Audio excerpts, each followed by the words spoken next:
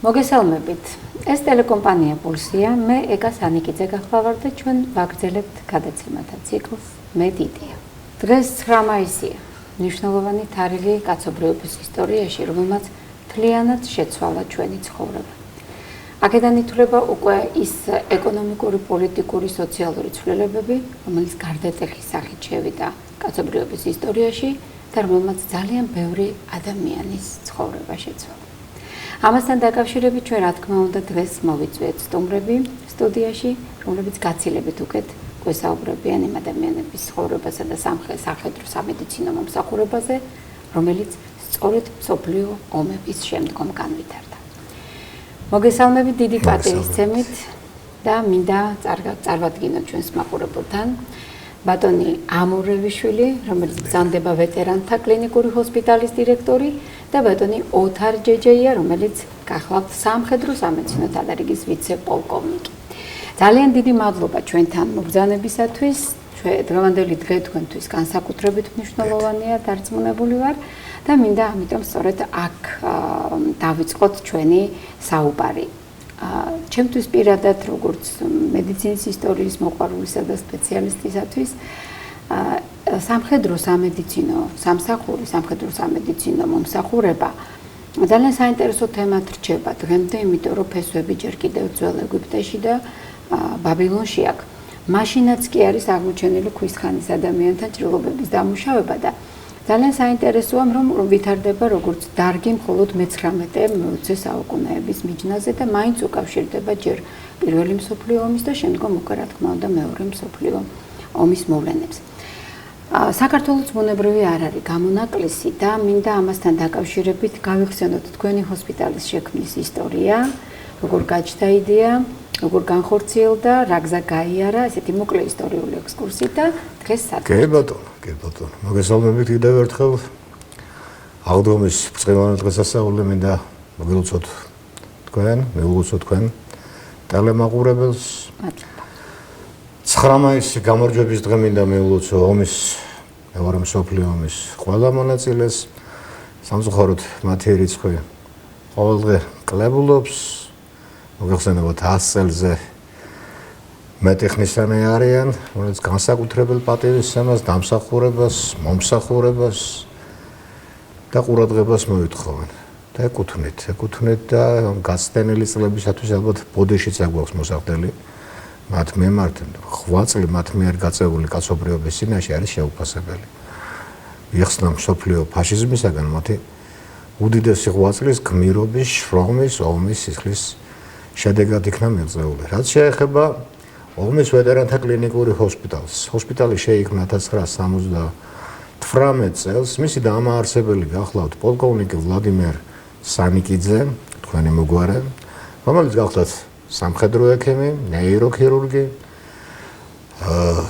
გერმანიაში სახმელთო ჯარების მთავარი ნევროლოგი, მოქმედი ნეიროქირურგი. მისი უშუალო ძალისხმევით და შემართებით დაარსდა 1978 წელს.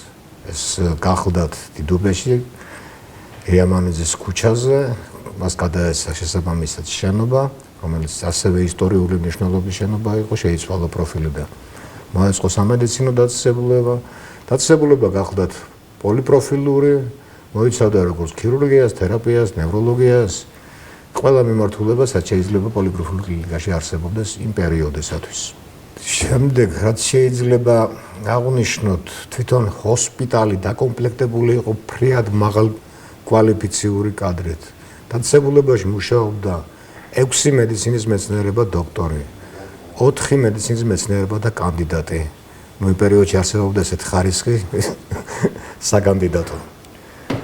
დოქტორამდე პირველი საფეხური საკანდიდატო, რომელიც ეწეოდნენ როგორც პრაქტიკულ სამედიცინო საქმიანობას, ასევე სამეცნიეროს. ეს ორი მიმართულება ბატონი ვლადიმერის მიერ იქნა დანერგილი, პრაქტიკული მედიცინა შეთავსებული იყო სამეცნიერო კვლევებთან, ორივე მიმართულებით.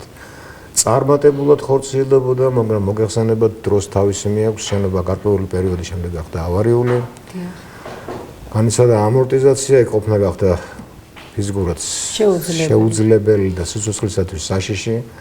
თავშივე აღნიშნე, რომ შენობა ისტორიული მნიშვნელობის იყო და ადაპტირებული ნაკლებად იყო სამედიცინო დაწესებულებასთან, გარემოებიდან გამომდინარე, იცით რომ ყოველ წელს იცვლება სამედიცინო სტანდარტები, რაყოლიცო მკაცრდება, ორიენტირებული ხდება პაციენტის კომფორტზე და არა მარტო ჯანმრთელობაზე, არამედ კომფორტზე, იზრდება სტანდარტები. იმ თემასთან ერთად, რაცაც მოიცავდა კლინიკური ჰოსპიტალის ფუნქციონირება, შეუსაბამო გახდა და უკვე შეუძლებელი გახდა იქ ფუნქციონირება. საქართველოს მთავრობის გადაწყვეტილებით უკვე 2020 წელს ჰოსპიტალმა შეიცვალა მისამართი გადავიდა ახალ მისამართს, ეს არის კედიას 7 ნომერი, ისევ დიდუბეში, ოღონდ სამწუხაროდ მასშტაბი შემცირდა. ამ ეტაპზე კლინიკა მოიცავს სამკურნალო დიაგნოსტიკურ შესაძლებლობებს, ანუ ჰოსპიტალური ნაწილი ამ ეტაპისთვის არ ფუნქციონირებს. მაგრამ სრულად მოიცავს დიაგნოსტიკურ კომპლექსს. ეს არის საოჯახო მედიცინა, ეს არის დიაგნოსტიკური ცენტრი, გვაქვს უახლოესი და თანამედროვე აღჭურვილობა აბსოლუტურად ყველა მიმართულებით დაწყებული გასტროლოგიური ოდონოსკოპიით დამთავრებული კომპიუტერული ტომოგრაფიით, საკმაოდ მაღალი დონის კარდიოლოგიური კვლევის აპარატები გვაქვს. გვაქვს ასევე დერმატოლოგიაში ახალი მიმართულება დავნერგეთ და ფაქტიურად რამდენიმე აპარატია და ერთ-ერთი ჩვენთან არის, რომელიც გვეხმარება კანის კიბოს პრევენციისათვის და დროული დიაგნოსტიკისათვის. ეს არის თანამედროვე მიღწევები, რაც მიღწეული იქნა ბოლო 3 წელიწადში, 2020 წლიდან დღემდე. ყოველდღე მატულობს ბენეფიციართა რიცხვი, მომსახურების მიღებით ხარისხით კმაყოფილებიან, უკმაყოფილების ხარისხი საკმაოდ არის. ისევ ომის ვეტერანებს ემსახურებით თუ ძირითადად ჩვენი გაფართოვდა? კონტინგენტი წარმოადგენს ომის ვეტერანები, მაგრამ როგორც თავში აღნიშნეთ, დიდი სამამულო ომის ვეტერანები უკვე საღამოს 77 ადამიანია დარჩენილი და მათ ვცდილობთ რომ მაქსიმალური მომსახურება გავუწიოთ, მაგრამ მოგახსენებათ საქართველოში ომები გაგრძელდა და ხმერთმახნევს სამმავლოდ აღარ ომი აღარ ნახოს ჩვენმა შვილებმა და შვილიშვილების თაობამ. შემდეგ უკვე სამაჩაბლოს და ომის აფხაზეთის ომის ვეტერანები დაემატა 2008 წლის რუსეთ-საქართველოს ომის ვეტერანები. ჩვენი დაწესებულება განსხვავდება სხვა დაწესებულებების, მაგრამ ერთადერთი დაწესებულება, სადაც ჩვენი ინტერესი მოგებაზე ორიენტირებული არის, ანუ ეკონომიკური ნაწილი სახელმწიფოს მიერ მთლიანად იქნა მოხსნილი და ეს სეგმენტი შეიცვალა სახელმწიფოს სუბსიდირებით. ანუ ბიუჯეტიდან გამოყოფილი არის თანხები, რომელიცაც არ ფარავს საყოველთაო ჯანდაცვის პროგრამა მთლიანად უფარავს სახელმწიფო სუბსიდირებით სახელმწიფო. ბუნებრივია, იმიტომ რომ ჩვენ საქმე განსაკუთრებულ სეგმენტთან იქნა ეს, რომ დაწესებულებას აღარ ქონდა საფიქრალი როგორ გავიდეს მოგებაზე და როგორ გადარჩეს და როგორ იარსებოს. ამასთან ერთად მხოლოდ კვალიფიკაციმა უნდა იფიქროს მხოლოდ საკუთარი კვალიფიკაციის ზრდაზე და პაციენტის კომფორტზე. ნუ ახლა რო გითხრათ მთლად 64-ია მასე არ არის ხარვეზები, ვიზრდებით, შრომის ანაზღაურებასთან თვალსად დაკავშირებითაც გვაქვს ჩვენი მონახაზები, ფიქრობთ გარკვეული პროგრამების და სერვისების დამატებას, იმიტომ რომ მოგახსენებთ ღია ტიპის დაწესებულებას მოიცავს როგორც ომის ვეტერანს, ისე ჩვეულებრივ სამოქალაქო სექტორს. თუმცა სამოქალაქო სექტორისთვის იგივე პაკეტი ვრცელდება, რაც დანარჩენ მოსახლეობაში და სამწუხაროდ მათ უწევს თანაგადახდა. იქ საყოველთაო პაკეტის თანაგადახდა საბალგისო პაკეტით გარკვეულწილად უწევს. თუმცა ჩემი როგორც ერთი ექიმის და მენეჯერის პოზიცია პირველად ჯანდაცვა სახელმწიფო პრიორიტეტი უნდა იყოს, იმიტომ რომ პირველად ჯანდაცვაში დახარჯული თანხა ამცირებს ჰოსპიტალიზაციის მაჩვენებლებს. ეს არის საერთოდ ეს არის ფორმულა აქსიომა, კი ბატონო. ამიტომ ბატონო, ძალიან დიდი მადლობა აი ამ გარკვეული მონახაზისთვის, იმიტომ რომ ეს ნამდვილად არის განსაკუთრებული სამედიცინო დაწესებულება და შესაბამისად მის შესახებ გაცილებით მეტი უნდა იცოდეს ჩვენმა მაყურებელმა, ჩვენმა მოსახლეობამ. არა მარტო იმიტომ, რომ გასაგებია, რომ კონკრეტულ სეგმენტს ემსახურება გარკვეული მიზეზების გამო, რა თქმა უნდა, ის შეიქმნა, იმიტომ რომ გამომჟღავდა, რომ ომის შემდგომ პერიოდში უკვე განსაკუთრებული მოვლა ჭირდებოდათ ვეტერანებს, თავს მაინც არანებებდა, ხო ყოველთვის პერიოდულად იჩენდა თავს ის ომის დროინდელი ჭრილობები, მათი გამწვავები, მათი სიცოცხლის ხარისხი, რა თქმა უნდა, გაცილებით შემცირებული იყო გადატანილი ტრავმების, ის იქნებოდა ფიზიკური და ფსიქოლოგიური ტრავმების შემდეგ, მაგრამ ყველაზე საინტერესო ის არის, რომ თვითონ დარგი სამხედრო მედიცინა, როგორც ასეთი, ეს არის ცალკე დარგი, ხო მართალია? ჩვენ იმ პერიოდის ექიმებს ვეკუთვნით, რომლებმაც გავიარეთ სამხედრო სწავლება და მინდა გითხრათ, რომ არაერთხელ გამომადგა ის ცოდნა და უნარები შემდგომში, თუნდაც სასტრაფოზე მუშაობის პერიოდში, თუნდაც შემდგომ აფხაზეთის ომი რო დაიწყო და ეს უამრავი რაღაცა საოცარი ნაკადი რომ მოდიოდა დაჭრილი ბიჭების, მე მაშინ რესპუბლიკურში ვმუშაობდი პარალელურად ჯერ ექთნად, მერე ექიმად და აი ძალიან ყველაზე მტკივნეულად, ყველაზე მძიმედ მახსენდება ეს ბიჭები და პირველი ჩემი შოკი იყო მაგალითად როდესაც ჩავრბოდი რაღაც დავალება მომცა ექიმმა ჩავრბოდი ქვემოთ ლაბორატორიაში და ეს შავი ესე ვთქვათ გასასვლელებით ჩვენ როგორც სარგებლობდით სამეცნიერო პერსონალი და ეს მოჭრილი კიდურები პირდაპირ აყუდებული, იმიტომ რომ ესეთი ზღვა რაოდენობა შემოდიოდა, რომ ვერ აუდიოდნენ გატანას და იმ წესების დაცვას, რაც ეხლა რა თქმა უნდა რეგულირების მიხედვით არის მიღებული და მე მახსოვს, რომ მაშინაც ვამბობდით, ის ძალიან მნიშვნელოვანია თითოეულმა ექიმმა იცოდეს, როგორ მოიქცეს კატასტროფების დროს, როგორ მოიქცეს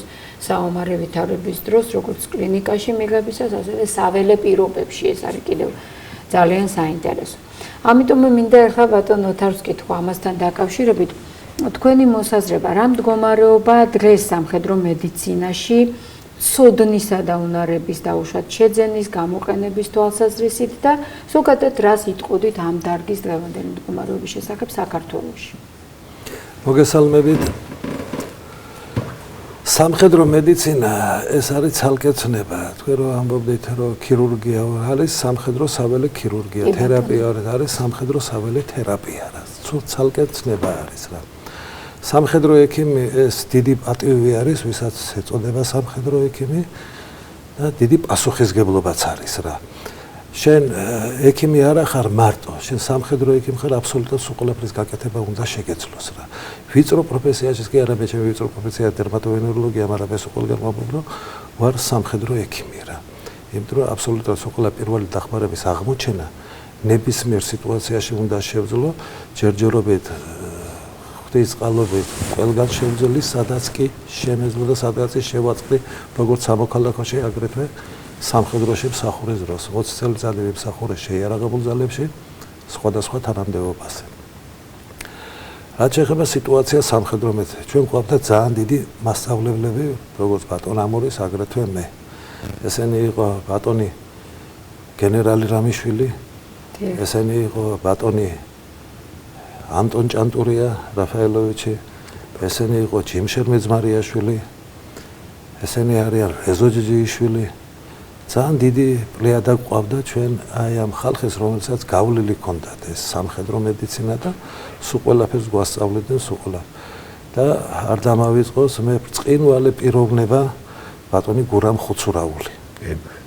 რომელიც გვასწავლიდა ამ სამხედრო მედიცინათ, იმით კი არა ეს ისწავლე.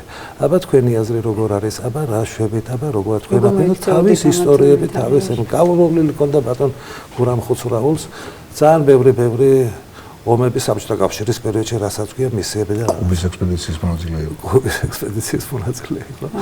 ამნაირი პიროვნება ყავდა ჩვენ უფროს მეგობრად.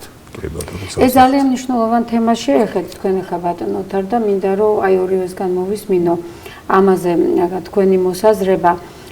მე მესმის რომ სამხედრო მედიცინა რა თქმა უნდა სწორედ იმიტომ მოგიწვიეთ დღეს სტუმრად არის აბსოლუტურად სხვა და განსხვავებული მიმართულება, არა მარტო იმიტომ რომ მულტიპროფილურია, უფრო მეტ მობილიზებას მოიცავს და გადაუდებელი დახმარების საჭიროება და მრავალმხრივი ასე ვთქვათ, ცოდნა არის მნიშვნელოვანი, არამედ იმ თვალსაზრისითაც, რომ ეს არ არის მარტო საომარი პერიოდის მედიცინა. ომის შემდგომ პერიოდში, როდესაც გამოხატულია რომ არა მარტო სხვათა შორის სამხედროების, არამედ იმ მშვიდობიანი მოსახლეობის დაზიანებაც, რომელიც მიიღეს საომარი მოქმედებების შედეგად, ბუნებრივია გარკვეულ სპეციფიკას, აიმიტომაც იყო სამეცნიერო კვლევითი მიმართულება თქვენს ჰოსპიტალში, რომ შესწავლას საჭიროებს, მიდგომებს საჭიროებს, უფრო სწრაფია აქ რეაგირება, რა თქმა უნდა, გამოხატული და ასე შემდეგ. ანუ რაღაცა გარკვეული მიდრეკილება, სურვილი, მონდომება უნდა არსებობდეს, ხო, რომ ექიმმა გადაწყვეტილება მიიღოს სამოქალაქო სექტორიდან გადავიდეს და სამხედრო დაუშვათ ექიმი გახდეს. მე მაინტერესებს დღეს როგორ ხდება მზადება სამხედრო სამედიცინო სწავლებას გადიან ჩვენი სტუდენტები, როგორც ასეთი ცალკე საგნად, თუ შეიძლება დაამთავრო ინსტიტუტი და შემდგომში მიიღო გარკვეული გადამზადება. დღეს როგორ არის ამ მხრივ მდგომარეობა?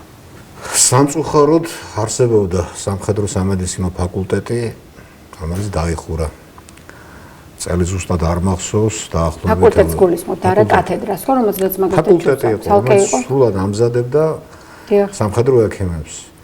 ეს არის დაახლოებით ალბათ 2005 ან 2006 წელი. ირაკლი ოქროაშვილი უნდა იყოს მინისტრი. თუ არ ვწდები, ბოდიშ მოვიდ. მაგრამ ის პერიოდი შეიძლება ერთ წელიწადში შევწდე. იმის შემდეგ საკმაოდ სტიქიურად, ან თქვენ როგორც თქვენ ბრძანეთ, სამოქალაქო ექიმების გადამზადება ხდება. გასაგები. გადამზადება ხდება სამხედრო თვალსაზრისით გადიან შესაბამის სწავლებებს, საკმაოდ წარმატებულად მუშაობს თავდაცვის სამინისტროს ჯანმრთელობის დაცვის დეპარტამენტი ამ კუთხით, მაგრამ ეს ის არ არის, რაც უნდა იყოს. უნდა იზრდებოდეს პირველივე კურსიდან, იმიტომ სამხედრო ექიმსა და სამოქალაქო ექიმს შორის სხვაობა ძირითადად ეს არის ექსტრემალურ სიტუაციაში მოახდინოს როგორც გადაწყვეტილება, ასევე იმუშაოს. ამას სჭირდება გარკვეული დრო, ამას სჭირდება გარკვეული სწავლებები, ამას სჭირდება ექსტრემალური სიტუაციები. ანუ ესე მარტივად არ იზრდება. და აუდიტორიებში ამას სჭირდება საველე პირობები და საველე პირობებში გამომუშავებული უნარჩვევები. ექსტრემალური სიტუაციის შექმნის გარეშე. ანუ სხვა პროგრამები ჭირდება, სხვა შეიძლება ძალიან კარგი ექიმი იყოთ, მაგრამ ერთი გასროლის დროს უნდა გავიცდეთ რო ექიმი ხართ. ესმის, აბსოლუტურად გეთანხმებით. ამიტომ მაინტერესებს რამდენად შეიძლება ახლა თორსა დაიწყოს მუშაობა სამედიცინო უნივერსიტეტმა მე არ გულისხმობ მარტო სახელმწიფოს ნებისმიერმა დაინტერესებულმა კერძო სამედიცინო უნივერსიტეტმაც იმაზე, რომ აღდგეს გარკვეულწილად ესეთი ფაკულტეტი იყოს. რატომ დაიხურა? იმიტომ რომ სახელმწიფოს მოთხოვნა არ აქვს, თქო ვერ ვიტყოდით, იმიტომ რომ აი როგორ მდგომარეობაში ვართ და გამოდმეთ უჩვენებთ. არ ვიცი ახლა ამას კადეტთა კორპუსი რატომ დაიხურა? არ იყო მოთხოვნა, აი მე მარტო უბრალოდ სტუდენტების, ექიმების მოთხოვნა არ არის. ვერ გაცემთ, როგორ არ არის მოთხოვნა არის და ყოველთვის იქნება. კატაკლიზმების ეპოქაში ვცხოვრობთ. დღე არ გავარო რაღაც უბედურება. მე გულისხმობ თვითონ კადრს არ აქვს სურვილი რომ გახდეს სამხედრო ექიმი, ეს შეიძლება პრესტიჟული არ არის ასე. სამხედრო ექიმი როგეთხა საბჭოთა პერიოდის დროს პრესტიჟული იყო თქო არა, იმიტომ რომ გარნიზონში სიარული არც ერთ ქართველს არ შეამონებს და ყოველ ცდილობ თავი აერიდებინა. როგორც საბჭოთა ჯარში სამსახური. თუმცა დღევანდელი ექიმისთვის შეიძლება საინტერესო იყოს დადგეს სამხედრო ექიმი, არა? ამას გულისხმობთ შეიძლება. ეს ის არეალი აღარ არის ახლა. აქ რო დაამთავრებ ინსტიტუტს, სიმბირში არ გაგანაწილებენ, მაქსიმუმ გაგანაწილონ სენაკში. მესმის. და სენაგამი ჩასვლა შეიძლება 2 საათი სულ და ამიტომ აღარ არის ეს პრობლემები რაც იყო.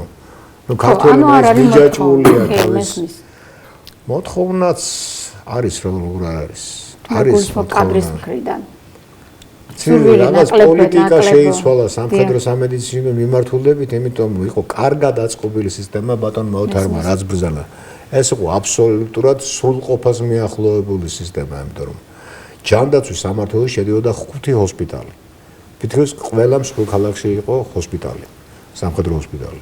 იყო 2 სანატორიუმი, ზეღარ რეაბილიტაციაზე ვლაპარაკობდით და ეს სეგმენტიც ათვისებული იყო.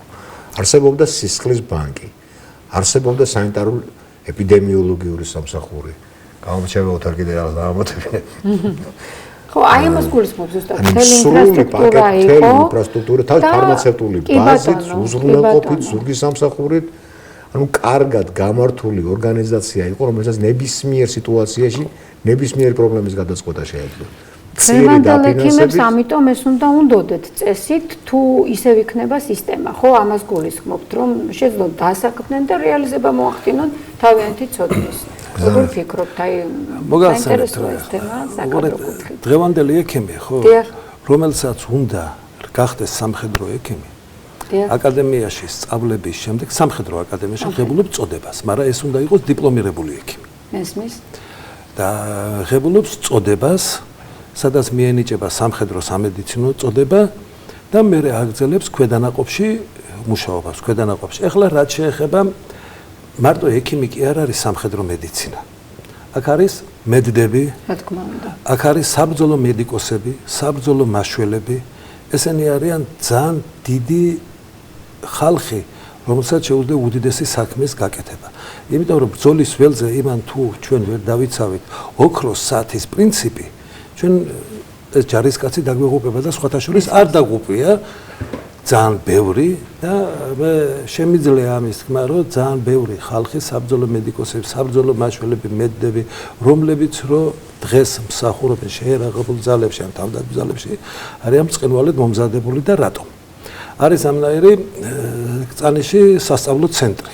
სადაც არის გახსნილი სამედიცინო სკოლა, სადაც ამზადებენ როგორც საბრძოლო მედიკოსებს, აგრეთვე საბრძოლო მაშველებს კურსი არის და როგორც ბრძანა ბატონმა ამური ექიმებზე არ ვამბობ, საბრძოლო მედიკოსებს და საბრძოლო მაშველებზე გეუბნებით, ისინი არიან მიახლოებული აი ზუსტად იმ გარემოსთან, როცა ტყუის გასროლა იქნება და ხოხვა იქნება თუ რაღაცა და რაფერ უნდა გადაახვიოს, რაფერ უნდა შეაჩეროს სიზღდენა, იმობილიზაცია რაფერ უნდა გააკეთოს, შეხვევა პიროგობის რაფერ უნდა გასულ, ყველაფერს ასწავლიან აბსოლუტურად და მან დასწავლიან ის ხალხი, რომელმაც დაამთავრა სამხედრო სამედიცინო ფაკულტეტი რობძანა ბატონმა ამურიმ და ისინი ასწავლიან ახლა და ის ძველი კადრები რა, ძალიან ძველი კადრები, რომლებიც აფხაზეთის ომიდან, სამაჩაბლოს ომიდან რო არიან და მანდ არიან დასაქმებულები რა. შეიძლება გამოგჩეს ვიღაცები და ამიტომ არ დავასახელებ მაგათ სახელი და გვარს და უღრმესი მადლობა იმ ბიჭებს და იმ გოგონებს. დღეს განსაკუთრებით უნდა აი ამ სწავლებამ ბევრი დიდი რაღაცა გააკეთა და რამდენადაც ჩემთვის ცნობილი არის ახლა ცნობილი არის და ჩემთვის ცნობილიც არის ყველა მისიის წინ ქვედანაყოფი რო მიდიოდა მისიაში ცალკე მიდიოდა სამხედრო სამედიცინო სწავლება მომზადება საბრძოლო მაშველი საბრძოლო მედიკოსების მეც ვიყავი ერთ-ერთ მისიაში წინვალედ მოემზადნენ ეს გოგოები ბიჭები და 2008 წლის ეს მოვლენები რომ მოხდა ხო ერთ-ერთი ბრიგადის ერთ-ერთი ასეულის გოგოები რო იყვნენ ჩამოსული და რომ მეთაურმა რო უთხრა თქვენ დაბრუნდით უკანო გაგიშვებთო და ამ გოგოებმა უარი უთხრეს დაბრუნებაზე რას ქვია რა ჩვენი ბიჭები არიანო ჩვენი ვაჟკაცები არიან ჩვენ თუ წავიდეთ იმათ გული გაუტყდებათო რაც ქვია ჩვენ სადავართ აქა ვართო ისინი დღესაც მსახურობენ უკვე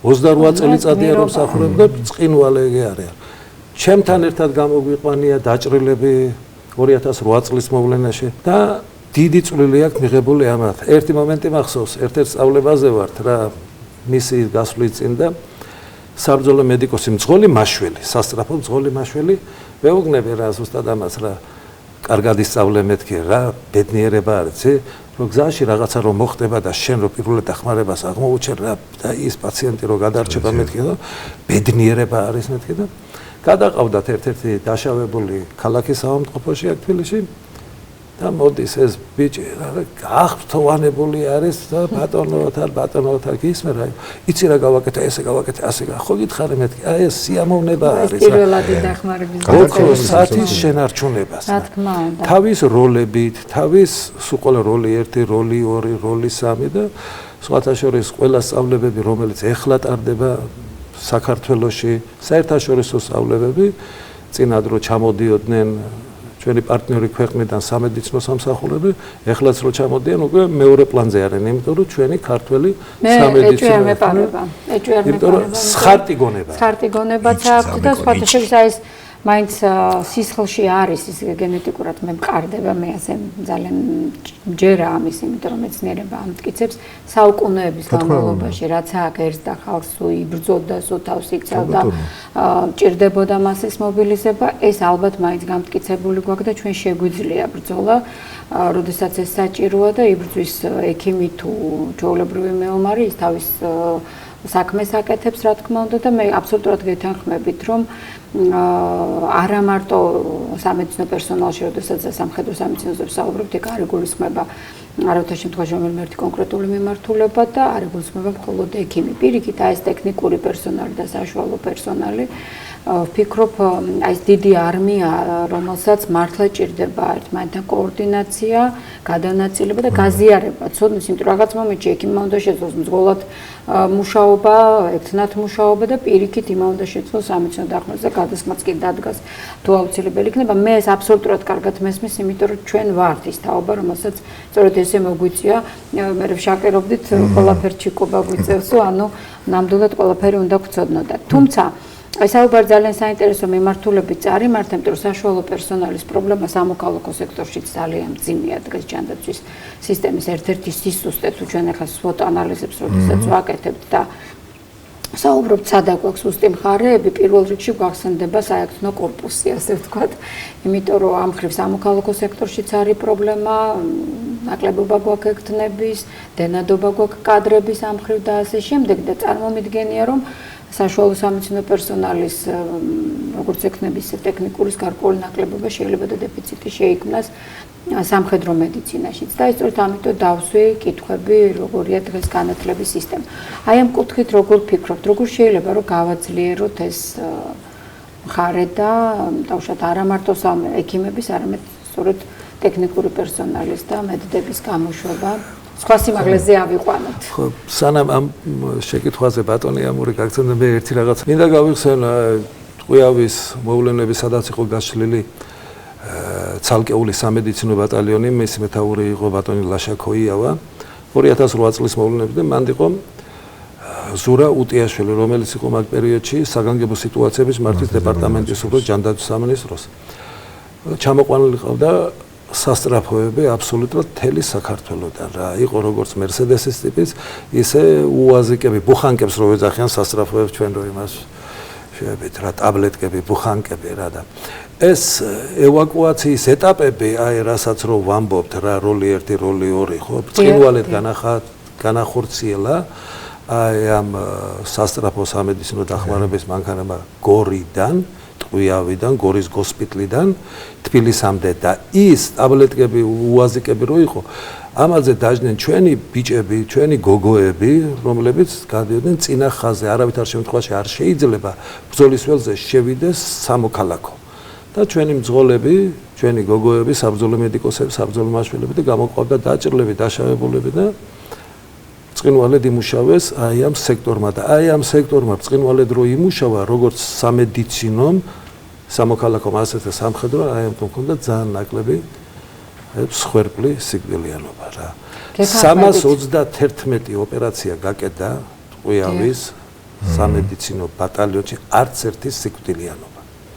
მან როგორც ბატალიონის ხალხი სამხედროები აგრეთვე იყვნენ ჩამოსულები, მაშინ იყო მაგ პერიოდი, რომ შეიქმნა რეზერვის და ბატალიონის სამედიცინო და რესპუბლიკური საავადმყოფოს მთელი პირადი შემადგენლობა, მაშინ ემერჯენცია ახალი გახსნილი იყო, ისინი იყვნენ ჩამოსულები, იქ გააკეთა ბრწყინვალე ოპერაციები და ცალკე კიდე გაკეთდა მობილური ქირურგიული ჯგუფი არის ამნაირი სამედიცინო ბატალიონში, ცალკე გავედით, მან მე ვიყავი 31 ოპერაცია, მათ შორის 2 ოსი იყო. მაგრამ ოპერაცია ეს არ არის დიდი ოპერაცია, ეს არის სტაბილიზაცია, ამოყვანა და რა თქმა უნდა. აი ამნაირი სიტუაცია. მე ძალიან დიდი მადლობა მინდა გითხრათ იმისთვის, რომ ესეთ ეპიზოდებს იხსენებთ და რა თქმა უნდა სასიამოვნო იქნება თუ კიდევ არაერთ სხვა ადამიანს ან ეპიზოდს გავიხსენებთ, იმიტომ რომ წლები გადის და რატომღაც მით უმეტეს ახალი თაობა, როცა მოდის, რომელსაც ეს ომების აბედნიეროდ არ უნახავს და უბრალოდ ჩვენგან გაუგონია, მათ კიდევ ვერ წარმოუდგენიათ რა გადავიტანეთ სულ ახლა ხანს, ხო ისტორიის არაფერი არ არის 15-20 წელიწადი და ეს კიდევ ერთხელ მიუთითებს იმაზე, რომ ქვეყანას მართლა უნდა ქონდეს საგანგებო და კრიტიკულ სიტუაციებზე, კატასტროფებზე რეაგირები ძალიან სერიოზული სამსახურები. არა მარტო იმიტომ რომ ომი მართლა გვაშორებს კიდევ რა თქმა უნდა, კოვიდი იყო, სხვადასხვა შეიძლება იყოს პანდემიები, ეპიდემიები და ბუნებრივი კატასტროფები აი შოვმანახეთ როგორი და აი ეს ადამიანები, რომლებიც სამხედრო საველე პირობებში სამუშაოდ არიან მომზადებულები, რა თქმა უნდა, სხვა მიზეზით გამოწვეული კატასტროფების დროსაც იგივე მომზადებას და შემართებას ავლენენ და ეს კადრი გვჭირდება. ამიტომ მე ვფიქრობ, დღეს ჩვენ მეტ იდეაში ვართ და ეს იდეა, რომელიც თანდათან მოგვიმწიფდა, რომ ხომ არ გაძლიერდეს უნდა ამ მიმართულებით საკადრო, საგანმანათლებლო, მე გულისხმობ ფაკულტეტის აღდგენის თვალსაზრისით თუ საშუალო მედპერსონალის მომზადების თვალსაზრისით, ზოგადად სამხედრო მედიცინის როლის და ფუნქციის გაძლიერების თვალსაზრისით, ალბათ არის ის პროექტი, რომელზეც ჩემში შეიძლება. კი ბატონო, აი მინდა რომ ამაზე გვესაუბროთ. ბატონო ირაკლი აბაშიძე ერთ-ერთი დიახ. შექმნილი არის DIP, ახალგაზრდობა და ვეტერანები, რომელიც მოიცავს აღნიშნულ თემატიკას, კატასტროფების და ომების დროს კადრების მომზადებას, სამოქმედობებს, სწავლებებს. ჩვენი თანამშრომელია ჩართული აღნიშნულ პროექტში ბატონო ირაკლი აბაშიძე, რომელიც ამ ეტაპისთვის აქტიურად მომზადებული, პირველი კადრების მიღებას ცოტაღანში დაიწყებს და პირველი სწავლებას გაიმართება. ანუ პროგრამები უკვე დამტკიცებულია და გადადგა ამ მიმართულებით ნაბიჯი და საკმაოდ ეფექტური ნაბიჯი, იქნება კომპლექსური, როგორც სამედიცინო, ესე საგანგებო სიტუაციების მართვის დროს მოქმედებები და ეს იქნება მასობრივად დაყვანილი ინფორმაციის დონეზე თუ როგორ უნდა გადარჩი კრიტიკულ სიტუაციის დროს. შვენიერი ელემენტარული უნარჩვევები ვიცოდეს ყველა მოქალაქემ, მithumetes აქტიურ ასაკში. და ჩვეულებრივ სამოქალაქო მე პერსონალურად სამოქალაქო და ნებისმიერ მოქალაქემ ის ელემენტარული უნარჩვევია აუცილებლად როგორ მოიცეს მიწისძვრების დროს, როგორ მოიცეს ხანძრების დროს, როგორ მოიცეს მეწყერების დროს. სასკოლო პროგრამებშიც უნდა იყოს კლასელებთან შეტანილი, იმიტომ შეიძლება ხა სამხედრო სწავლება ცალკე ისე ვერ აღადგინოს, ადვილი არ იყოს, იმიტომ რომ ამას ბაზა უნდა და შემდეგ, მაგრამ აი თქვენ რაც ბრძანეთ ეს შესანიშნავია. ეს გადადგმულია და დაწყებულია მუშაობა პროგრამების დამტკიცებულია, ბაზა შექმნილია. რამდენ ადამიანს გადაარჩენს ეს არის თავდაცვის სამინისტროს ვეტერანების სამსახურის და მაიპის ჩართულებით სამი ძალიან კარგი კომპლექსია წარმოდგენილი და ვფიქრობ, რომ მე ვფიქრობ ეს კარიერული განვითარების კუთხითაც დაეხმარება მოქალაქეებს და უშუალოდ განსაკუთრებით უფროს კლასელებს სტუდენტებს. საკმაოდ მაღალია мотиваცია, იმიტომ რომ სურვილი მაინც არსებობს იერარქთან ურთიერთობის, სამხედრო სწავლების გავლის მეტად ყველა მამაკაცს ჭირდეს მეტად რა თქმა უნდა მეომრის სული და მithumetes ქართველებში როგორც მაგას ძალიან სასიამოვნოა ეს ძალიან კარგი ინფორმაცია ახალი ჩვენი მაყურებლისთვის იმიტომ რომ მეც არ ვიცოდი ამ პროექტის შესახებ და ძალიან მიხარია და ვფიქრობ ნამდვილად სწორი იქნება რომ აი ეს ელემენტარული თქვენ გადარჩენისთვის ასეთ სიტუაციაში მოქალაქისთვისაც აუცილებელია და ჩვეულებრივი სამოქალაქო ექიმისთვისაც მე წეგანაც ვსაუბრობდი ჩვენ ეს სწავლება რომ გავიარეთ მე არაერთხელ დამეხმარა სხვა სიტუაციაში და ვფიქრობ დღევანდელი ექიმები და ექიმებიც თუ სამხედრო სწავლებას ჩვენ გქონდა ერთხელ საშუალება ჩამოვიდნენ ამერიკის სამხედრო ძალების ჯანდაცვის დეპარტამენტის წარმომადგენლები და რაც ბაზისური სწავლება გავიარეთ, ნუ ჩვენ კვლევით ნაწილში ვიყავით ეს იყო სამედიცინო ეთიკა, კონკრეტულად კვლევის ეთიკა და ამასთან დაკავშირებული სამდღიანი ტრენინგი, მაგრამ თქვენ წარმოიდგინეთ, რომ ნახევარი მაინც თითოეული დღის ეთმობოდა, სანამ გადავიდოდით ეთიკის საკითხებზე, სწორედ იმ სამხედრო თავისებურებებს, სამხედრო მედიცინის და კვლევის თავისებურებებს, რომელიც შეიძლება გვხვდებოდეს ჯარისკაცებში, სამხედრო პირებში და აი იქ ძალიან ბევრი რამ შევიტყვეთ იმის შესახებ, თუ რა ტიპის დაზიანებები, წარმოუდგენელი დაზიანებები შეიძლება არსებობდეს. როგორც ფიზიკური თვალსაზრისით, ისე ფსიქოლოგიური თვალსაზრისით, აღარ ვსაუბრობთ ინტოქსიკაციებზე, მოწამვლებზე და ასე შემდეგ და შემდგომ ნარჩენ მოვლენებზე და სხვათა ძალიან მნიშვნელოვანი იყო დიაგნოსტიკის საკითხი, იმიტომ რომ რთული იყო მერე უკვე გარჩევა, რამ გამოიწვია ესათვის თუნდაც წლების ან თვეების შემდეგ გართულება, ეს იყო კონკრეტული რომელიმე სომატური დაავადების განვითარება თუ იმ სომატური დაავადების განვითარების ბუნებრივი მსვლელობის ხელოვნური დგარშეცვლა, იმიტომ რომ დამატებული იყო აი სწორედ ის სამხედრო ინტოქსიკაციის ან გადატანილი ტრამვის შედეგები და ამიტომ მინდა რომ ახლა ცოტა ვისაუბროთ იმ დამატებით სხვა დაზიანებებზე, რომელიც მართლა წლების განმავლობაში შეიძლება დარჩეს ან მერე გამომჟღავდეს და საჭიროებდეს რეაბილიტაციას, საჭიროებდეს ფსიქოლოგიურ მხარდაჭერას და არა მარტო დაუშვათ აქტიურ სამედიცინო ჩარევას.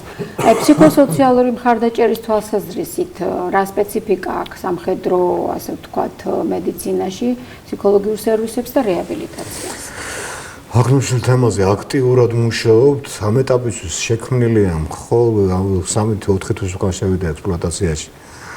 ახალი განყოფილება, რომელიც მოიცავს სრულად რეაბილიტაციის ნაწილს, მაგრამ ეს არის ძირითადად ძვალსახსარ სამოძრაობელი სისტემის პათოლოგიების რეაბილიტაცია.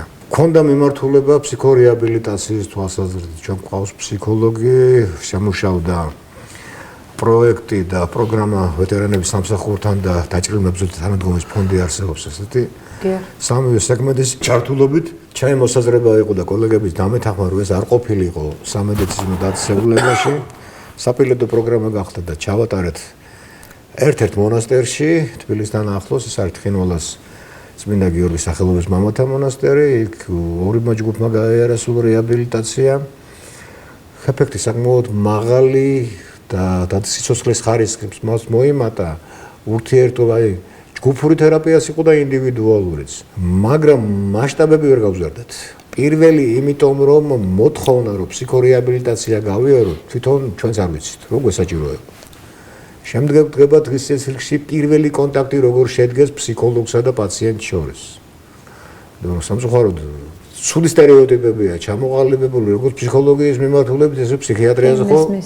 საგანგაშოა ფსიქიატრთა გამოგონებთ და თითქოს სამხედროები პირიქით უნდა ითხოვდნენ ხო ფსიქოლოგის დახმარებას, მაგრამ როგორც ჩანს რაღაც სტიგმა არსებობს. სეგმენტი მეტნაკლებად ჩაანაცვლა ჩვენთან ეკლესიამ, ქართულმა წესმა, იგივე სუფრის ტრადიციამ, იმიტომ რომ სამივე სეგმენტში არის ფსიქოლოგიური რეაბილიტაციის რა თქმა უნდა ელემენტები, კი ბატონო, გეთანხმებით. იგივე მეგობრებთან ერთად იმ განსაცდელის და მის მოყოლა შესაძლებელია განან თავის თერაპიის ერთ-ერთი სახეა რა თქმა უნდა. თუმცა პროფესიონალური ჩარევა. არა, მაგრამ ფსიქოლოგთან ურთიერთობა აბსოლუტურად ეს არის, დიფერენცირება მხოლოდ ფსიქოლოგს შეუძლია მოახდინოს რა აწუხებს.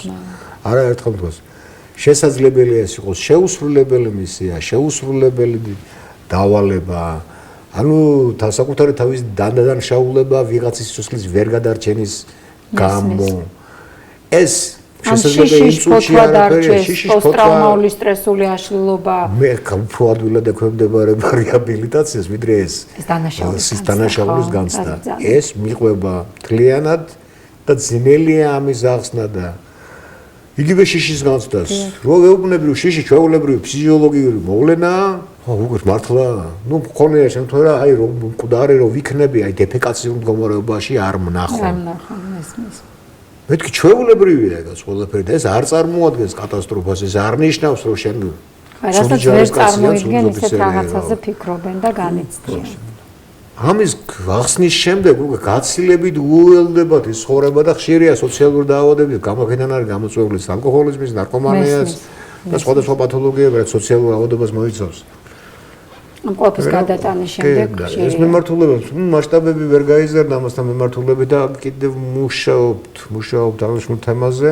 და ასე ვფიქრობდით, სამედიცინო ტურიზმის სეგმენტი დანერგილი იყო. იმიტომ ამ ურთიერთ ქვეყნებში არა მარტო გამოცდილების გარდა, ასევე ჩვენ უმდიდრესი მხარე გვაქვს სამედიცინო ტურიზმის თვალსაზრისით, ჩემზე კარგად მოგეხსენებათ. კი ბატონო. ალბათ საქართველოში კუთხე არ არის და მე აუცილებლად გამომრჩება რომელიმე კუთხე, სადაც კონკრეტული დაავადებების სამკურნალო წყლები მაინც არ იყოს, თუ არ ვიგულისხმებთ იმ მიკროკლიმატს და მიკროგარემოს, რომელიც ადგილზეა შექმნილი. თქვენ წეგასაუბრობთ მალთაყვაზე, იგივე შეიძლება ითქვას ურებზე, აბასთუმანი ხო გასაუბრებ. იგივე არის ბახმარო, რომელიც ფაქტობრივად შეუსწავლელი კურორტია და ეხლა ედგმა პირველი ნაბიჯები, რამდენადაც მე ვიცი, რამდენი გერმანელი სპეციალისტები არიან თუ არ ვწდები ჩამოსული, რომელიც სწავლობენ. ჩამოსულებს არიან, თუმცა ის თავის დროზე შესწავლილია. მე რამდენადაც ვიცი, კურორტოლოგიის უფროსული ინსტიტუტმა მითხრა დაახლოებით 20% შევიზავოთ. კი, არის შესწავლილი. 80% დაცვა შეუძლია. მაგრამ ბევრი რამეა, რა თქმა უნდა. ეს კურორტოლოგიის ინსტიტუტიც აღარ არსებობს. არ არსებობს, თუმცა ბალნეოლოგიურ კურორტსა შეთავსებული აქვს ეს ფუნქცია, იმიტომ რომ ჩვენ ვართ სამართალ მემკვიდრე.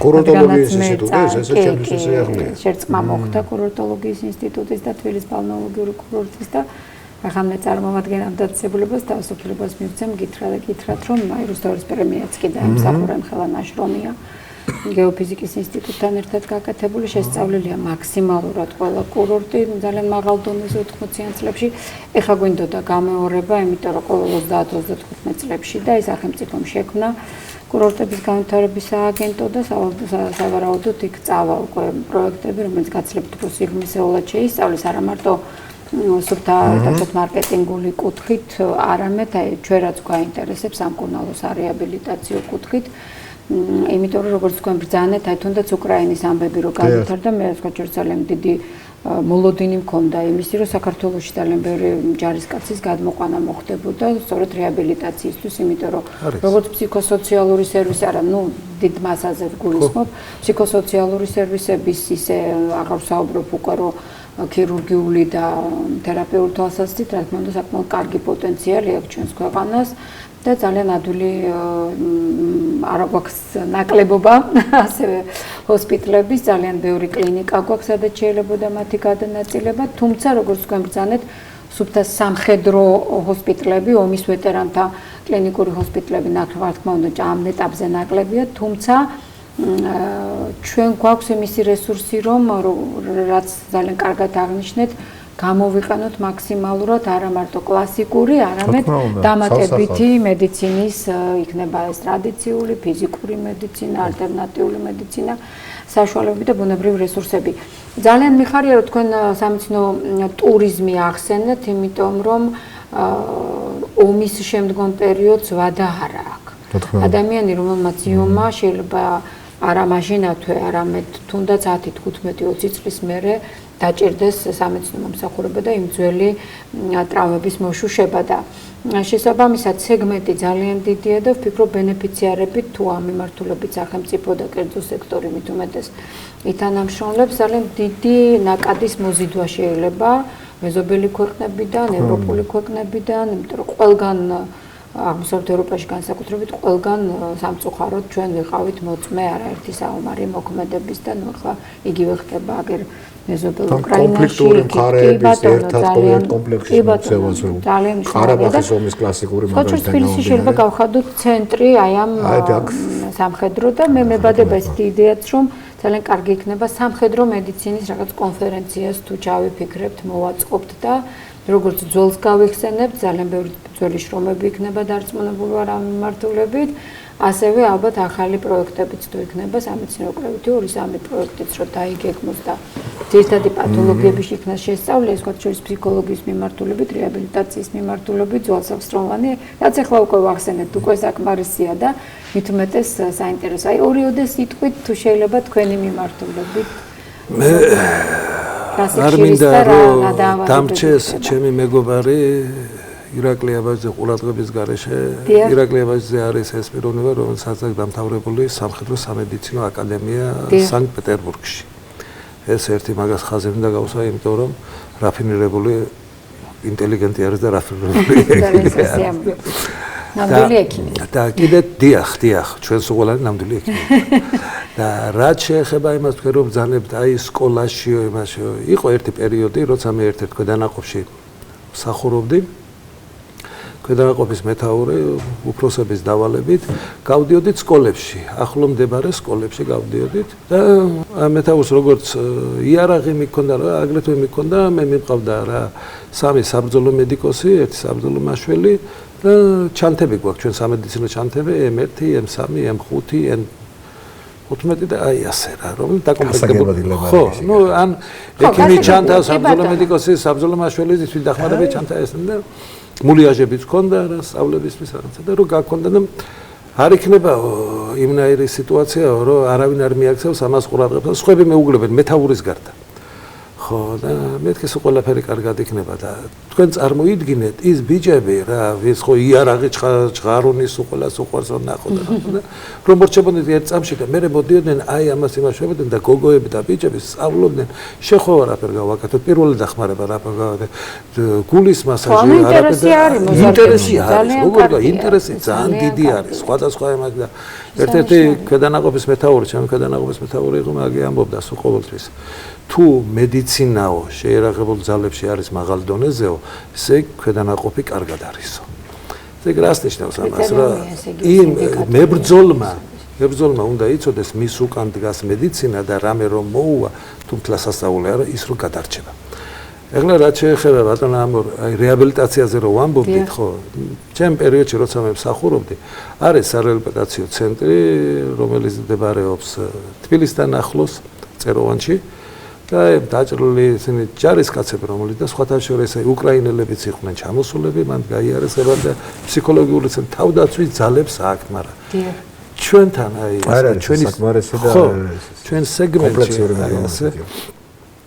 აი ამის თქმა მინდოდა და მე ბოდის მოვხდი აბსოლუტურად სულ ყველა ის სამხედრო მედიცინის წარმომადგენლებს, ვის სახელი და გვარი ვერ დავასახელე, არ დავასახელე დროისებისგან და სულ ყველა ჩემ გულში ხარ, სულ ყველა მებრძოლის გულში ხარ და ჯანმრთელობას და ბედნიერებას გისურვებ. ძალიან დიდი მადლობა, ძალიან საინტერესო საუბარი გამოგვივიდა, მე მგონი, იმიტომ რომ ისტორიული ექსკურსიც მოვახერხეთ და სამომავლო გეგმებზეც ასევე მიმდინარე პროექტებზე ვისაუბრეთ. თუმცა ჩვენი მიზანი დღეს იყო ალბათ პატივი გვეცა ყველა იმ ადამიანისთვის, რომელმაც იბრძოლა, იმ სამხედრო ექიმისთვის, რომელმაც ძალიან ბევრი ადამიანის სიცოცხლე გადაარჩინა, აგრეთვე პატივი მივაგოთ იმათ, ვინც გარდაიცვალა, დაიღუპა ბრძოლის ველზე და გადარჩენისას ჩვენი მოქალაქეების, ჩვენი ჯარისკაცების და ჩვენი მიზანი ასევე იყო გვესაუბრა სამხედრო მედიცინის როგორც დარგის შემდგომ ბედზე იმ აუცილებელ საკადრო რესურსზე და ინფრასტრუქტურაზე, რომელიც საჭიროა, იმ სერვისებზე, რომელთა გაძლიერება სასურველია და მე ვფიქრობ, რომ დღევანდელმა საუბარმა კიდევ ერთხელ შეახსენა თითოეულ ჩვენ მოქალაქეს, ჩვენს ჯარისკაცს, თავდაცვის ძალებში მებრძოლ ადამიანებს, რომ მათ უკან როგორც თქვენ ბრძანეთ არის სამედიცინო არმია, რომელიც ყოველთვის ეცდება იზრუნოს მათ კეთილდღეობაზე, როგორც საომარ ვითარებაში, ისე ომის შემდგომ პერიოდში. მშვიდობა გქონოდეს, ყველას ვუსურვებ ჯანმრთელობას, ულოცავ დღევანდელ დღეს ყველასთვისაც ეს დღე ძვირფასია, მტკივნეულია მართალია, მაგრამ მნიშვნელოვანია, იმიტომ რომ გამარჯვებასთან ასოცირდება. გამარჯვებას გისურვებთ ყველგან და ყველაფერში ძვირფასო მაყურებლებო. მომავალ შეხვედრა.